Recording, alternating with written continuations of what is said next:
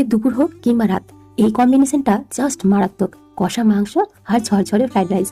আজকে আপনাদের সাথে শেয়ার করছি একদম ঝরঝরে ফ্রাইড রাইসের রেসিপি।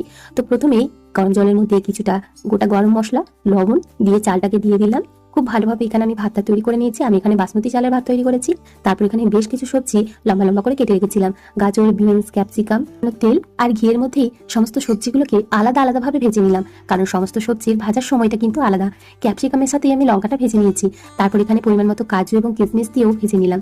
এখন সমস্ত সবজি এক জায়গায় করে একটু লবণ আর কিছুটা চিনি গুঁড়ো মিশিয়ে দিলাম। মিষ্টিটা নিজেদের স্বাদ অনুযায়ী ব্যবহার করবেন। সমস্ত সবজির মধ্যে এখানে মিষ্টিটা ব্যবহার করে নিলাম। তারপর কড়াইয়ের মধ্যে অল্প একটু ঘি নিয়ে তার মধ্যে গোটা গরম মশলা, তেজপাতা, একটু আদা দিয়ে দিলাম।